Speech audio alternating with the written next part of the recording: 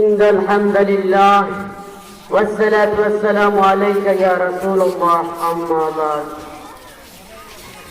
لله ما في السماوات وما في الأرض সমস্ত আসমান ও জমিন তার মাঝে যা কিছু আছে সবকিছু আল্লাহর জন্য। তিনি সবকিছুর প্রতিপালন করেন। সূরা কাহফের 26 নম্বর আয়াতে আল্লাহ বলেন, ওয়ালা ইশরিকু ফি হুকমি আহাদা, হুকুমতে তিনি কাউকে অংশীদার করেন না, সর্বোচ্চ ক্ষমতা তার। সুতরাং আমরা তার নীতিতেই চলি। আল্লাহর আইন নিরপেক্ষ, এটা ছাড়া শতভাগ ইনসাফ হয় না, হতে পারে না। যদি পারত তাহলে রাসূল সাল্লাল্লাহু আলাইহি সাল্লাম পারত। নবুয়তের আগে মক্কার মানুষেরা রাসূলকে বিশ্বাস করত, তাদের নিজেদের থেকেও বেশি বিশ্বাস করত।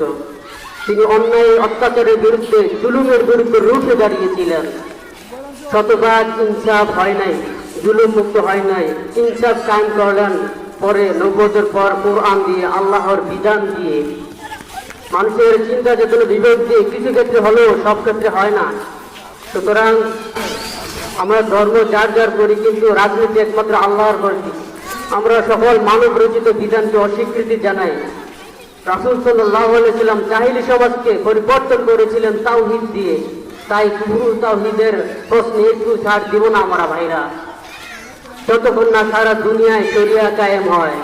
ভাইরা আমার, আমাদের শত শত রঙিন ফাঁদ আমাদের ধোঁকা দিতে পারে, আমাদের ভয় পেয়ে যাবে না। শুধু অন্ধকার কেটে আলো ফিরে আসবে ইনশাআল্লাহ।